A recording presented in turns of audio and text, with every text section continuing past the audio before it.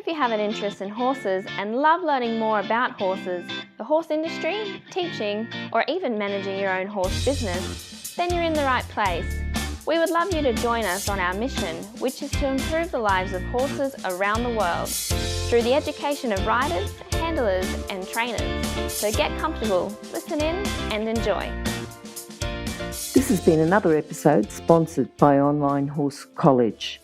If you haven't had a look at the wide variety of equine-specific accredited courses, then go to onlinehorsecollege.com and I'll see you over there.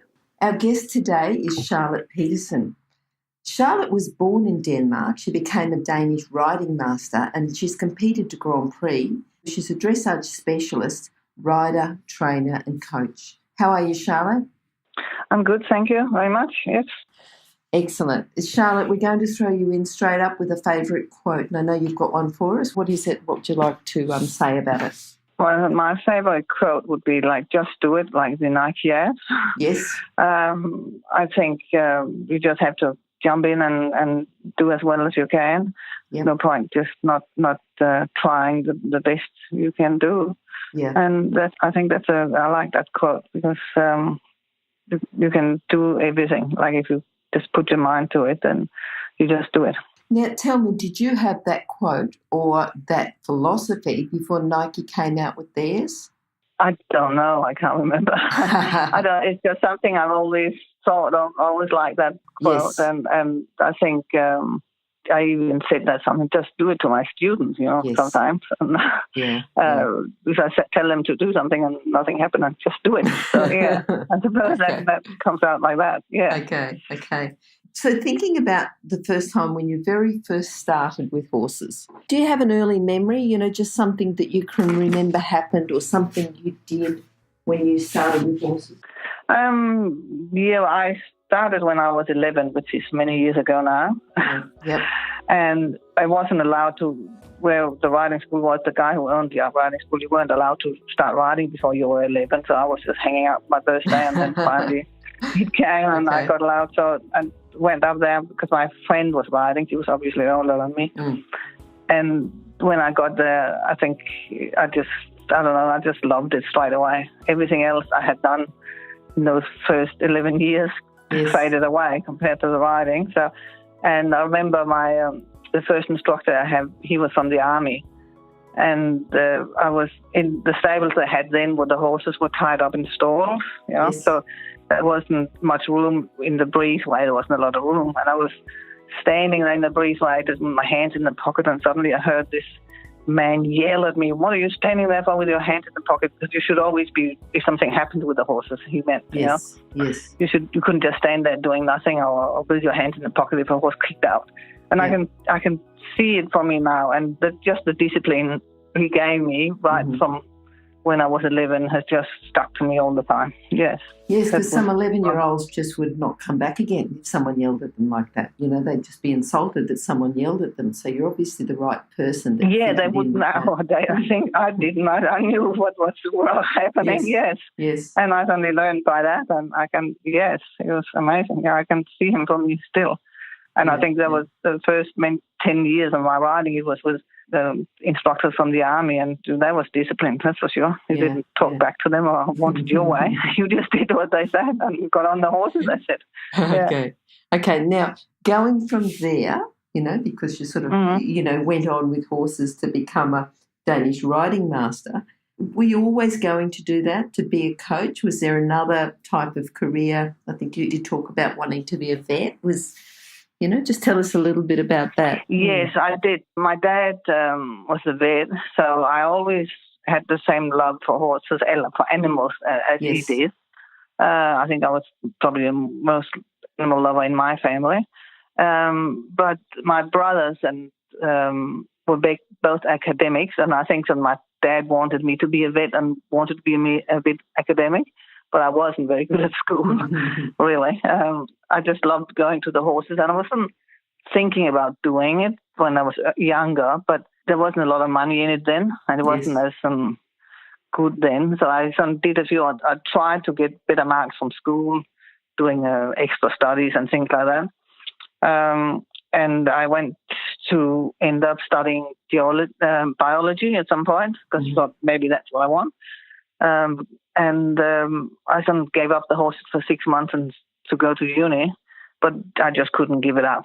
And then after that, I decided that was it. You know, I might as well move back home, and because I did my apprenticeship near my parents' place. So yeah. So you only actually went to uni for 6 months? Yes, I did. Yes. Yeah. Oh, well. It wasn't for me. No, not really. Some people don't even get there. Yeah, they say I'll just take 12 months off before I go back to uni, and then they don't go back to uni. No. So, yeah. Yeah, no, I didn't do that. You know, I think I knew very quickly. It was, and then as soon as I started my writership, so I should call it, or masters, that I knew that was the right thing. Yes, it's hard work, but it was the right thing to do. Yes. Mm-hmm. So, if someone else wanted to, do their rider or work in the horse industry, become an instructor, become a, competition rider, what sort of core skills do you think they need, to commence in the career? Well, I would say they have to have a tough skin to put up with lots of different things, and good people skills. You have to be able to talk to people. Yes. And sell yourself a little bit, I suppose. Yep. And be able to love of animals, of course. That would be a very big thing. Patience, perseverance with the horses, patience with people, more than the horses, I would say. Sometimes, or the people you have to work with. You have to be good at having staff, being able to manage a whole stable full of horses and people with your staff. Certainly, that's a challenge. Can be a challenge, I think. But if you really want to do it, I think it's an amazing job, and you have your hobby as your job. It's just a lifestyle, really. I think it's not really a job. I was just going to ask you what's the best thing about working with horses and having a career in the horse business. Well, it's a lifestyle. I think I just love it. I can do my own hours. Like it's still hard work, and you work with animals. I love animals. And also working with like-minded people, going to the comps and see all my other colleagues riding and talking to them. And if I've just been in Sydney at the CDI and just, watching all the other guys ride, it's great. Yes. I love that. Yes. I really, and it's not work for me then when I do that. Yeah. No, as you say, you've got your hobby that you get paid for. It's your job. Yeah. Yes. Yeah. No, it's great. Yes. What a lot of other people would have as their hobby, you get to have it all the time. Yeah. Yes, like it can, like any job can be hard, or you can get a little tired of it, but generally I think it's an amazing thing to be able to do, yes. Tell us then about, someone who may have influenced you and helped you learn more about horses and even might have helped you make career choices around your career. Who would that be? I had a lot of coaches in my time. Yep. But one who stands out many years ago, that was before I did my apprenticeship. I rode with him just as just learning from him, not as an apprentice. Yes. And that's a guy called Knud Dam. He passed away now. He was he came from the army too, and he had that discipline too. And I just learned so much from him, like just the way he always, even if you didn't have a lesson, he would always watch you. Even if there was other people there, he would always come and then say, oh, you should do this and this and this. So I saw you ride, you were not doing that right. Mm-hmm. He'd always had an eye on everybody and everything. Yep. And he made me want to be able to go on to be an instructor like he was. Mm-hmm. He would be very tough on you on the rider, like wanted to do it the right way and sitting right and all those things. Yep. But he would be, never tough on the horse in that sense. Yes. Yeah, he would want the best out of both the horse and the rider, but he was just always amazing, and he was always calm. Mm-hmm. Whatever happened in any situation, any horse, he would always be calm and relaxed, and the horses would always work beautifully under you and the riders too, because they just, it's always a nice environment. And I think I've loved that I had that environment. I like that it's a good environment to work with my students, plus the staff I have and things like that. And it's not Oh, now she comes and they run away. You know? Yes. Yeah. Now I learned that from him. It was fantastic. Yes. Yeah. Good. Tell us then about any horses that you think have influenced you. I had a few who influenced me, I think, when I think about it. I had my first horse, Othello, I think you call it out here. I call it Othello. Many years ago when I just was 13. Pleaded with my mum and dad to get a horse, and my dad was no problem. So that horse definitely shaped. I did both show jumping, hunting, and dressage on him. He was amazing. So he kind of started me on the competition scene. Yes. And doing quite well with him, both show jumping and dressage. How long did you have him for? You got him when you were 13? I had him for years. He was about 10 maybe when I got him. Yep. I used to ride him for some people who owned him, and then they ended up selling him to me, to my parents. And then he was probably 22, 23 when he passed away. We had him we at that stage lived in just outside Holstebro, where I come from. Yep. When we had stables there, so we had him at home, which was lovely. Yeah.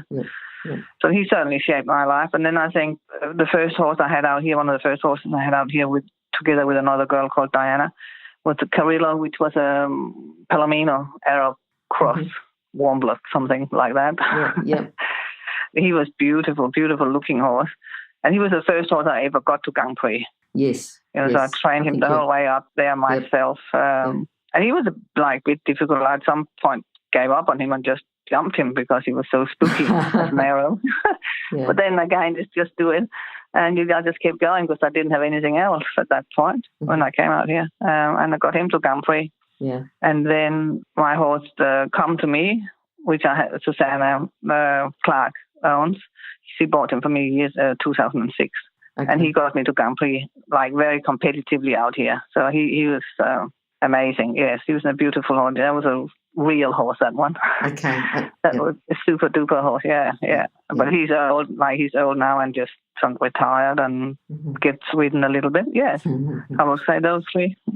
Okay. What do you think, if you talk about your proudest moment, what do you think that would be? Competition-wise, you mean? Yes. Well, I don't know, because sometimes people will say a competition and others will say something entirely different. So think about what would be your proudest moment. I would say it's 2 for competition, and then I have maybe a few for the young riders who had won the Aachen Challenge for me. My students, like Joe Clark, won it. She was the first one, I think, who won that. That was very exciting, just being able to help the kids get on the other horse. They had to change horses. Yes. So you really had to help them how to ride the other, and they only had 10 minutes. So I was very proud of Joe, and I had Kylie also, and when they played Pretty, I helped winning those classes. So that was very amazing. Then I won the 1996, God, so many years ago now, embarrassing, on a horse called Gumbo. His name was Exceptional Value, and he was absolutely stunning. I won the Advanced Championship at the Nationals in Tasmania. Yep. I was very proud of that because he could be quite a difficult horse, but he was amazing. Unfortunately, he had a heart murmur, so he had to be put down later. And then I won, I think probably one of the biggest win I've had was the Grand Prix Special at the Nationals in 2009 on Come to Me too. Yeah, that was and again, good company and all, Heath Ryan, all the other good riders. So that was very exciting. Yeah. Susanna loved that too. So yeah, that was nice. Wait, can you hear anything? No? That's because we're waiting for someone with a good quality horse product to be advertised here. If that's you, then contact us, horsechats@horsechats.com, and we'll send you the details. Thanks. Just thinking about people that you're coaching now, and some of your own students and people that you go out when you go to competitions. What do you think that is a general tip, that you see as a bit of a mistake that people make, or, something that they could use within their training? What would you say to that? I would say that the mistakes a lot of people I think make out here is going up the grades a little bit too quickly. they kind of think about all the movements, to teach the horse a lot of the movements, half pass, leg yielding, all those things, before they really have the horse enough through working on the basics and working on getting the horse working better from behind and things like that, where they then go out and do novice, and then they think, oh, now I can do elementary because I've done a little bit of novice. When they get to the next level, medium advanced, then the wheels tend to fall off a little bit because they haven't really kept working enough on the basic work. Yes.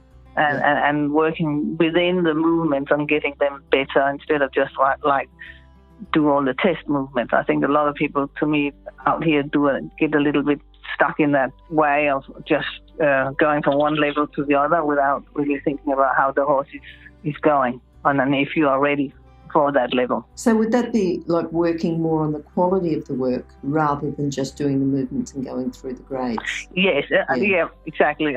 It's like I think they don't work enough on the quality, like just getting the trot better, like doing a little bit of the boring stuff where the horse has to go better, and sometimes not getting the horse.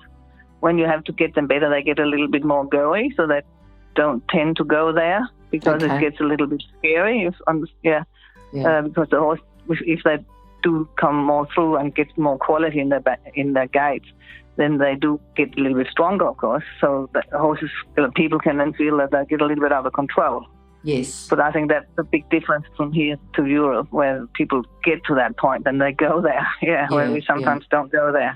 And just playing it safe. And I suppose if there's more people in Europe who are already going there, they're more models, more mentors for young people coming up, aren't they? Mm. Yes, absolutely. You have so many good instructors over there, so they all, you see that all the time, where here you don't see it quite as much, Yes. Yeah.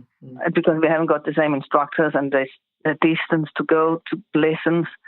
Like nobody in Europe would ride very much on their own. When I was training at home, you always had our own instructor there all the time, and even if you didn't have a lesson, you would be yelled at anyway. Yes. Because they would see you, Yes. So you would always that way get better. I think but here people are getting a little quick to get, I want to go to FEI so I can be an FEI rider. Sometimes that's not just enough, I think, yes. Well, that's what I would say. So work on the basics, definitely. Yep. So that's the message that you'd like to give people is work on the basics, work more on the quality rather than just teaching the movements and going up through the grades. Yeah, absolutely. And work your horse. Like some horses learn to work your horse. Some horses would work 5 days a week. Some works 4 days a week. Some needs, go out once a week, twice a week. So work on those things instead of just thinking about getting up to the next level. And then you'll get quicker up the levels when you do it like that, I think, If you're an equestrian coach or a horse riding instructor, or even if you aspire to be one, have a look at the free video series for horse riding instructors on the Horse Chats website. Go there now, have a look, horsechats.com. Okay then. Now, have you got a book that you'd like to recommend for our listeners? I love Harry Bolt's book, The Dressage Horse. Yes. I think that's an amazing book, but you can both get a big version of it, which is really beautiful with lots of pictures and things like that. Yep. And a smaller version. And I think you can really learn from that book. He explains things very well. Yep. And there's drawings and like he talks right from the lower level right up to the highest level. Okay. And what and there's another last lieutenant, and I can't remember. I'm not home in Macedon, so I can't remember the title of the book, but I think I spoke to you about that last time. Okay. Is that Breaking in Dressage and Jumping? Yes, that's the one. Okay. Yes. And who wrote that one? I think his name was Lars Litander, which is a Swedish instructor, also from the army, I think, years ago. It's like over 30 years ago or more. That old, that book. Yep. But I just found I've used it all my horse life, riding life, to go back to. And again, he would write things, what could go wrong, how to fix it, and how it has to feel, or what it should look like. Okay. And that would be both show jumping, dressage, everything, right up to Grand Prix, from a very low level right through. And he would have drawings, like a little bit like Harry Bolt's book, to where there's drawings of footfalls of the horse and where they should be. So that's one of the best books I've ever read. Okay, we'll have to have a look for that and see if we can put it on our recommended book. So that's good. Yeah, you should actually. Yeah, yes. Yeah. Mm-hmm. We've had the dressage horse a couple of times, from Harry Bolt. I just don't know if we've had the breaking and dressage and jumping yet. No, you're probably not, but I can I can send you the details of it when I get home. Please. And is it in English? No, this one is in Danish, but it might be in English. So maybe I can translate it. That's okay. What we'll do is we'll put it on your page, which will be horsechats.com/Charlotte Pedersen. So if the listeners want to have a look, and if we can find an English version, we'll certainly put it up there. Yeah. We'll put the Swedish version up as well, just for people who'd like to have a listen, or like to have a look at that. Yeah, absolutely. Yeah. Charlotte, what are you looking forward to now? Over the next 12 months, 2 years, what have you got? Students coming on, horses coming on? Tell us what you're doing. Yeah, I've got a new girl working for me, and she has a very nice thoroughbred, which is doing Prince George into one. So I hope we can train her right up to Grand Prix. So I'm looking forward to that. Good. And I have got 2 very good horses now myself. I got my own mare, which I own. Her name is Hill Cottage Jasmine, and she's actually ready to do Grand Prix now, or Inter 2, and I'll do Inter 2 first on her. Mm-hmm. And I'm really looking forward to riding Grand Prix with her the next few years and see how she goes. Okay. I think she's quite exciting. But she's a little bit naughty sometimes, but she's very, very talented. She has been a big challenge. Yep. I've had the girls had to help me with her, riding her when she was younger, but she's really settled down now, and it's lovely, yeah. And then I have a beautiful stallion, which I own in the partnership or syndicate with 2 other girls. Mm-hmm. And I bought him last year. I trained him since he was 4. Okay, what's his name? Oh, his name is Baunehoyens Diamond Dancer. He's imported from Denmark. Yep. A friend of mine imported him when he was 4, and then she had to sell him last year, and I bought him with these 2 girls. Yep. And he's 8, and he's just gone to Prix St. George. I went to the CDIs recently, and he placed in the Prix St. George Trivienne up there and in the advanced. Okay. And he will be ready to do Prix St. George into one now the next year. Mm-hmm. I've been taking him quite slowly. He's really easy to train, so I've taken him slowly, just taking my time. Yep. Last year he didn't hardly compete because I just wanted to train, and I had to get finances to buy him and all that before I wanted to take him out. And he's an amazing horse. Yeah, beautiful stallion. He has a fantastic temperament. He's for a stallion. He's amazing. Yes, and he's beautifully looking. He's too. The mare is too, but he's very big. Where he's really nice and dainty and moves really nice and easy. So they're quite different, both of them. Mm-hmm. So I'm looking forward to that. And then I have a few students who are coming along quite well. Good.